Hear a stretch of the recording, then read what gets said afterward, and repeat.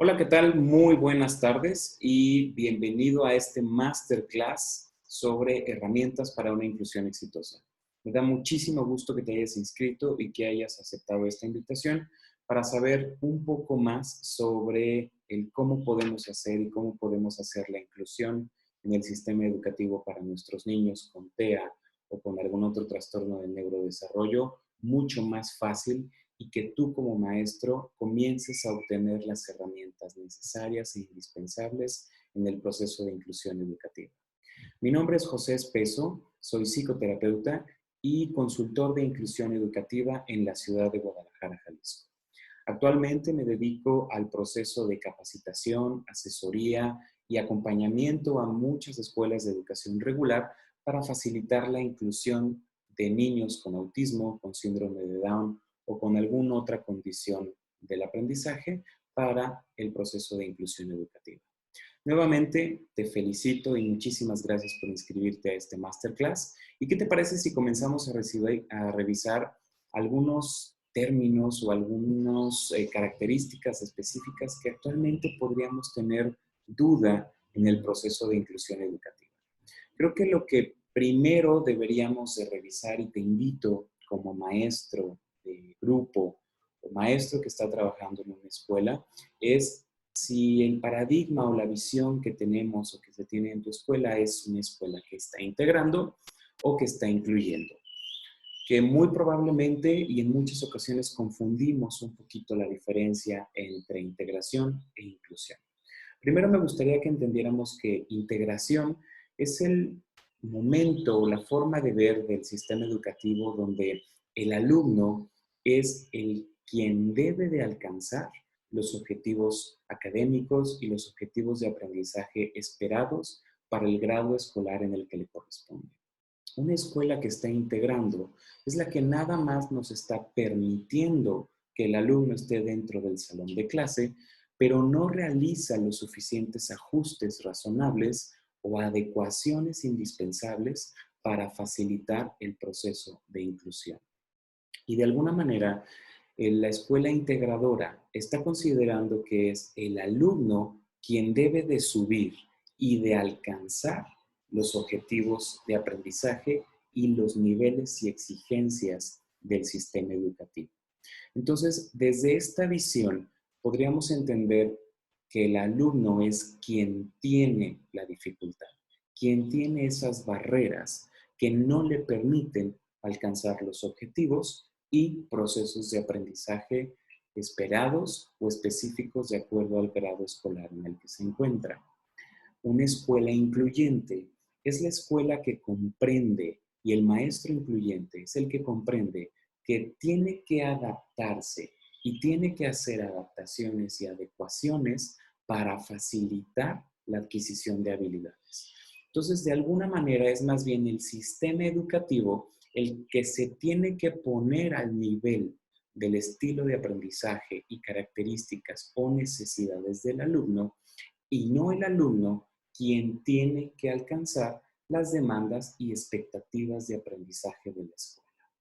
Con esto, de alguna manera muy general, estamos revisando que el proceso de inclusión significa eliminar y cambiar toda esta mentalidad que tenemos de un niño que probablemente está cursando el grado de cuarto de primaria y que debido a su edad cronológica tiene que estar en ese grado escolar, pero desafortunadamente no tiene las características ni los conocimientos adecuados para ese grado escolar. Pero durante todo el año que el alumno está cursando este grado, el maestro y el monitor están enfocados y están esperando que alcance los objetivos para ese grado. En cambio, si estamos incluyendo a un niño bajo este paradigma, sería más bien este alumno que podría estar cursando el cuarto grado de primaria, pero tiene una currícula de primero de primaria o tiene una currícula de segundo de primaria, en el cual están basados sus objetivos de aprendizaje de acuerdo a su capacidad y su funcionalidad. Ahí es donde ya estamos viendo que el sistema educativo es el que está mandando, bajando y adaptando sus expectativas de aprendizaje de acuerdo a las capacidades y posibilidades del alumno. Desde aquí ya te invitaría a preguntarnos si verdaderamente la forma en la que estamos incluyendo en el salón de clase es con una mentalidad integradora o con una visión incluyente.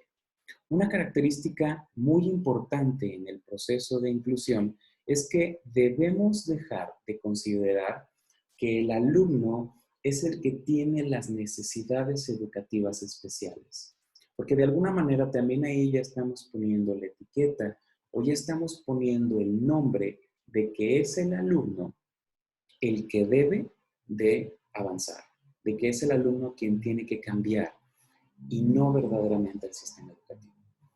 En cambio, si comenzamos a ver a este alumno como un alumno con necesidades específicas del aprendizaje, desde esta visión ya estamos comprendiendo que este alumno tiene unas características específicas en su proceso de aprendizaje, las cuales el maestro, el grado escolar y el sistema educativo debería de estar poniendo atención y comenzar a hacer los ajustes razonables o las adecuaciones y modificaciones para que el aprendizaje se adquiera. Entonces, te invito a revisar si continuamos viendo a tu alumno como un niño con necesidades educativas especiales o verdaderamente como un alumno con necesidades específicas del aprendizaje, que somos nosotros entonces los que tendríamos que desarrollar nuevas herramientas y nuevas habilidades para facilitar su proceso de aprendizaje. Durante todo este tiempo que he acompañado a muchas escuelas en el proceso de inclusión, he escuchado mucho el término de que este es un niño con barreras para el aprendizaje y la participación. Y desde esta visión también ya estamos considerando entonces, o continuamos considerando, que es el alumno quien tiene las barreras, como si él hubiera decidido de alguna manera tenerlas o vivirlas. Pero verdaderamente las barreras para el aprendizaje y la participación se encuentran en el sistema educativo.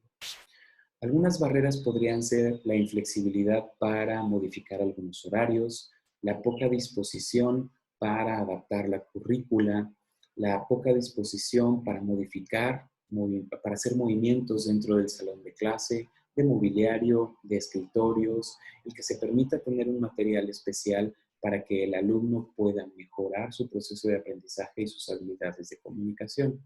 De alguna manera, entonces, estas serían las que denominaríamos barreras para el aprendizaje y la participación. Así pues, estamos viendo que entonces estas barreras no se encuentran en el alumno, sino se encuentran en el sistema educativo. Como maestro te invito a revisar también entonces si estamos trabajando bajo este panorama de un maestro o una barrera en el alumno o si es el salón de clase o es el sistema educativo quien está presentando estas barreras del aprendizaje. Ahora, en muchas ocasiones cuando estoy acompañando a maestros y a padres de familia en el proceso de inclusión, se hace la pregunta concreta de ¿por qué debemos incluir? ¿O cuál es el objetivo de la inclusión educativa? Verdaderamente el objetivo de la inclusión educativa no es el alcance de objetivos académicos o de objetivos y conocimientos, sino la adquisición de habilidades sociales, seguimiento de rutinas y adaptación a la rutina. Perdón, antes de continuar, se me olvidó decirte que si te quedas al final de este curso o de este video, de esta masterclass, se te va a hacer una invitación y hay una gran sorpresa que podría ser de mucho beneficio para ti, maestro. Bueno, vamos a continuar. Entonces, ¿cuál es el objetivo de la inclusión? El objetivo es definitivamente que nuestro niño con autismo, con síndrome de Down o con algún otro trastorno del neurodesarrollo pueda adquirir habilidades sociales, pueda adaptarse a rutinas y además se pueda facilitar la independencia y autonomía en diferentes entornos. De esta manera te invito a que bajemos un poquito la demanda de que el alumno tendría que cumplir con una currícula cargada de conocimientos, cargada de información académica y que nos enfoquemos de manera más natural y más tranquila a la adquisición de habilidades sociales. A que el niño pueda seguir de una manera mucho más natural la rutina para ir por su refrigerio, para desayunar, guardar sus útiles, salir al receso, entrar al receso, seguir algunas indicaciones, formarse y posteriormente, cuando estas habilidades se adquieran, te aseguro que el proceso de aprendizaje y de adquisición de los conocimientos se van a hacer mucho más tranquilos y mucho más fáciles. Ahora, una vez que aclaramos un poquito esta duda en el proceso de inclusión, vale la pena que revisemos cuáles son los principales retos a los que el sistema educativo y muchos maestros se están enfrentando o encontrando al momento de incluir a un alumno. Somos muy conscientes de que se está presionando y se está comprometiendo a que los maestros incluyan a nuestros niños, pero muy pocas veces damos la oportunidad de que el maestro aprenda, de darle las herramientas al maestro de manera adecuada para que pueda generalizar este conocimiento y se pueda facilitar el proceso de inclusión. Muchas veces el maestro no está informado verdaderamente de cuál es el diagnóstico de su alumno o incluso tiene un alumno que no tiene diagnóstico. Pero es evidente que hay dificultades en el proceso de la información o dificultades en el proceso del aprendizaje. Es muy importante que tú como maestro pidas que se te diga cuál es el diagnóstico de este niño y también cuáles son las características del aprendizaje que él tiene. Porque definitivamente para que tú puedas tener un proceso de inclusión sano y productivo, tú debes de saber con qué estás jugando prácticamente. Entonces, uno de los retos a los que nos estamos enfrentando en la inclusión aquí en México es este. El maestro no sabe qué está incluyendo y cuáles son las características y procesos de aprendizaje del alumno. Ahora, es muy importante pensar que incluir no significa alcanzar todos los objetivos, sino alcanzar objetivos, es decir, ir avanzando. Esto de alguna manera para disminuir un poquito la carga, como ya lo he dicho, que tenemos con respecto a una currícula muy cargada y muy cerrada de información, a irnos a una currícula mucho más flexible, una currícula que pretenda y promueva la adquisición de nuevas habilidades y posteriormente, conforme el alumno vaya madurando en sus procesos neurológicos, pueda ir alcanzando de manera paulatina y de manera detenida todas estas habilidades y conocimientos como números, letras, habilidades de escritura, de lectura, razonamiento lógico y matemático. Entonces, uno de los grandes retos continúa siendo ¿no? Que muchas veces ustedes maestros, no sabemos verdaderamente o no tenemos las herramientas indicadas para favorecer y facilitar la inclusión. Ahora, en muchas ocasiones se pide el trabajo colaborativo con un monitor o terapeuta de inclusión o maestro inclusivo, como ustedes lo quieran llamar, maestro sombra, como también lo hemos escuchado.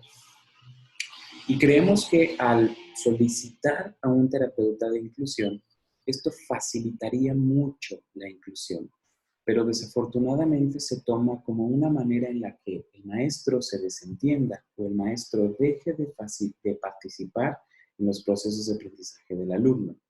Pero de esta manera nos estamos brincando también la jerarquía y la autoridad del maestro. El maestro sigue siendo el responsable del aprendizaje de sus alumnos, incluidos nuestros alumnos con alguna condición, nuestros alumnos con TEA o nuestros alumnos con síndrome de Down. Es muy importante que como maestro entendamos que la responsabilidad sigue siendo nuestra, pero la solicitud de un monitor es simplemente una herramienta para facilitar la adquisición de habilidades. Tú como maestro eres el responsable de ponerte en contacto con el monitor, de estar cerca del monitor para que juntos se hagan las adecuaciones y se hagan las adaptaciones necesarias para que el alumno alcance los objetivos académicos. No es lo más común, es lo más común y no es lo más recomendable el simplemente darle al monitor la planeación o los objetivos generales en el grado escolar y que el monitor haga los ajustes y las adecuaciones. Porque en el momento en el que tú como maestro tengas que demostrar evidencias y tengas que evaluar, pues no vamos a saber cómo evaluarlo, porque es el monitor quien se ha encargado de todo este proceso.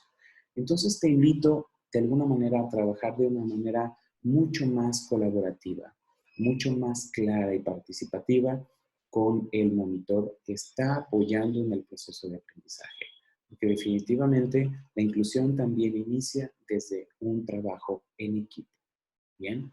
Ahora, en muchas ocasiones, cuando queremos iniciar el proceso de inclusión, y el alumno es recibido por la escuela, me he topado y me he encontrado en varias ocasiones con que se aplica una prueba psicopedagógica o una prueba de conocimientos de acuerdo al grado escolar al que el niño debería de estar cursando. Pensemos nuevamente en este pequeño de cuarto de primaria, en el cual se le aplica una prueba de cuarto de primaria, pero nos damos cuenta que no tiene los conocimientos, no tiene los prerequisitos, pero de cualquier forma se le posiciona en este grado y en este salón de clase. El maestro y el monitor tienen que trabajar entonces sin una base sólida, sin unos conocimientos previos sobre qué se tiene adquirido para el alumno. Y sinceramente el monitor y el maestro pierden muchísimo tiempo en la evaluación, en la revisión de ver cuáles son los aprendizajes que ya tiene el alumno y de ahí comenzar a partir. Pero desafortunadamente cuando esto se logra o se adquiere, ya pasaron 2 o 3 meses. Como departamento psicopedagógico o como escuela incluyente, te invito a que tus evaluaciones estén basadas en el nivel de desarrollo del alumno. ¿Qué puede funcionar para esto? Un inventario de desarrollo, una prueba Battelle, un inventario Brigance o cualquier otro inventario de habilidades y de desarrollo será una gran herramienta para facilitar la inclusión en tu alumno. Ya no tenemos que desgastarnos o enfocarnos en aplicar esta prueba psicopedagógica o de conocimientos, sino simplemente de adquisición de habilidades. Porque estas evaluaciones nos van a permitir de una manera mucho más clara y congruente cuáles serían los objetivos de aprendizaje que tendríamos que establecer en el grado escolar. Ahora, los objetivos de aprendizaje, los objetivos alcanzables para el alumno, no se tienen que plantear de acuerdo al grado escolar en el que está cursando, sino de acuerdo al grado escolar dependiendo del nivel de conocimientos y madurez.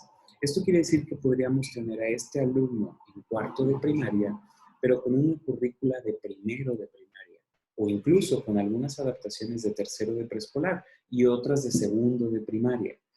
Por eso es muy importante que las adecuaciones y los objetivos terapéuticos se hagan de acuerdo al nivel del aprendizaje, no al grado, a la edad cronológica del alumno.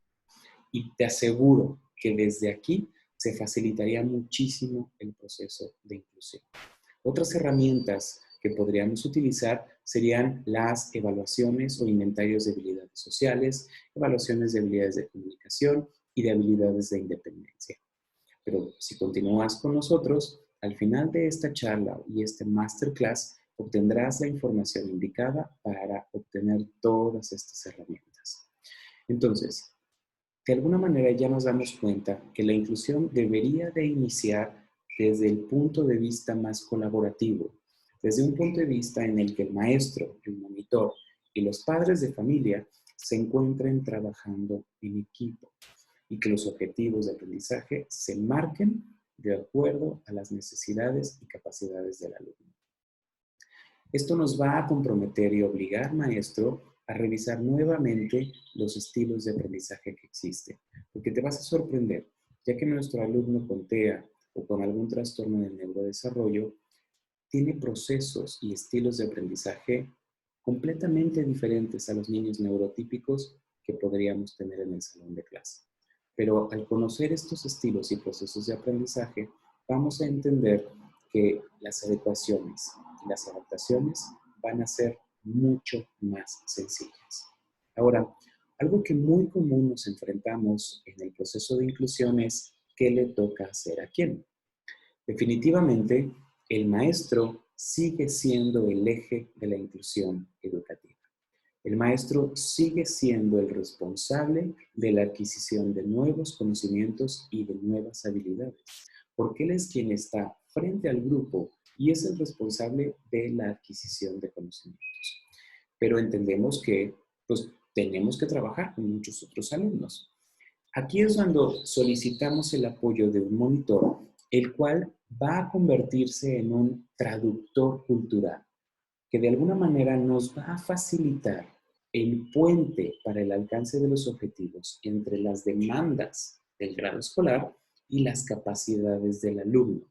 Y el monitor se va a encargar de estar monitoreando y ayudando en este proceso del aprendizaje, pero sigue siendo el maestro el responsable del alcance de los objetivos. ¿Por qué? Porque si no estaríamos excluyéndolos a ustedes. Y creo que no se siente agradable y no es justo que tanto esfuerzo que se puede estar poniendo dentro del grupo, dentro del grado escolar, de alguna manera el monitor o los padres de familia comiencen a tomar decisiones en las cuales ustedes no son partidarios. En muchas juntas clínicas y en muchas juntas de inclusión me he encontrado con que muchos maestros no están participando en la selección de objetivos. Y no forzosamente porque no sepan, sino porque no se les invita. Consideramos que por el hecho de tener ya un monitor, el monitor se va a encargar de absolutamente todo. Esto podría facilitar un poquito el proceso de aprendizaje, pero los estamos dejando a ustedes fuera. Entonces, pues también ustedes estarían viviendo una exclusión educativa.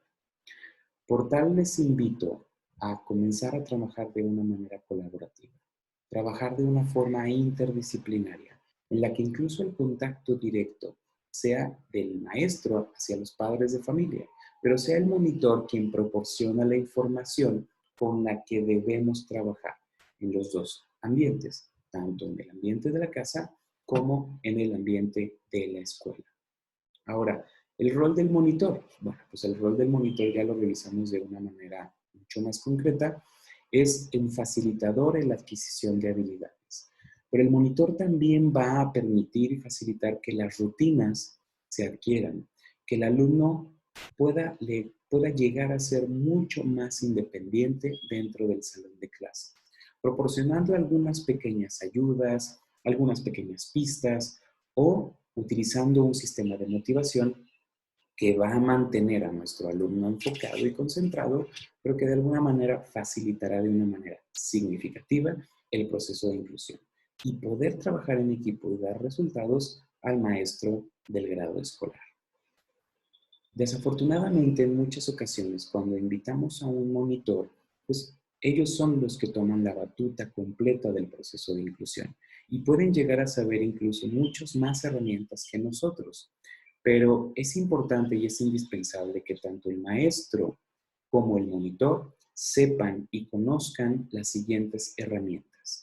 La primera, sepan manejar sistemas alternativos de comunicación. Estos pueden ser señas, pictogramas, gestos o sonidos con los que tu alumno ya está familiarizado y se comunica en casa y de alguna manera puedan ser utilizados también en la escuela.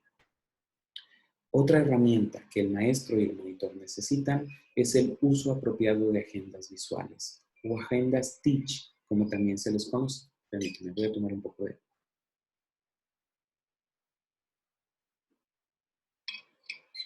Estas agendas visuales se consideran una herramienta formidable para la adaptación a las rutinas, la adquisición de nuevas habilidades y la independencia del alumno.